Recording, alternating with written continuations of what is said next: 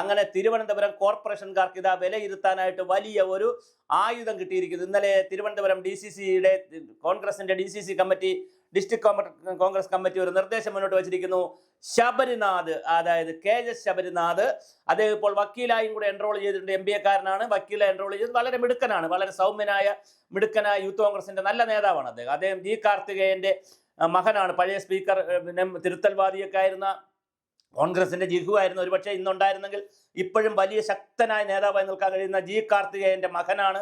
അതുപോലെ ദിവ്യ എസ് നായരുടെ ഭർത്താവാണ്. അങ്ങനെ ഒരുപാട് തലങ്ങളിൽ ഒരു സെലിബ്രിറ്റി മോഡൽ നിൽക്കുന്ന ആളാണ് KS ശബരിനാഥ്.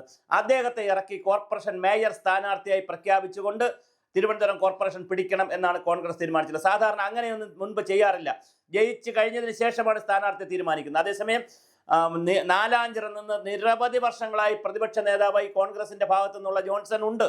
പക്ഷെ അങ്ങനെ ഉള്ളപ്പോഴും, നാലാഞ്ചിറ ഭാഗത്തുള്ള ജോൺസൺ ഉള്ളപ്പോഴും KS ശബരിനാഥിനെ ലോഞ്ച് ചെയ്തുകൊണ്ട് മേയർ സ്ഥാനാർത്ഥി KS ശബരിനാഥിനെ നിർത്തിക്കൊണ്ട് തിരുവനന്തപുരം കോർപ്പറേഷൻ പിടിക്കാൻ തീരുമാനിച്ചിരിക്കുന്നു. അതിനകത്ത് ശബരിനാഥിനോടുള്ള ഒരു നന്മ, അതേ MLA ആയിരുന്നു, ഒരു പ്രാവശ്യം MLA ആയിരുന്നു, രണ്ടാമത്തെ പ്രാവശ്യം സ്റ്റീഫനോട്, കാട്ടാക്കട പഞ്ചായത്ത് പ്രസിഡന്റ് ആയിരുന്ന സ്റ്റീഫനോട് തോറ്റു. ഇപ്പൊ സ്റ്റീഫനാണ് CPMന്റെ MLA അരുവിക്കരയിൽ. പക്ഷേ അവിടെ തോറ്റെങ്കിലും തിരുവനന്തപുരത്ത് ശാസ്തമംഗലം വാർഡിലാണ് താമസിക്കുന്നത്. പക്ഷേ ശാസ്തമംഗലം വാർഡ് ഇപ്പോൾ വനിതാ വാർഡാണ്.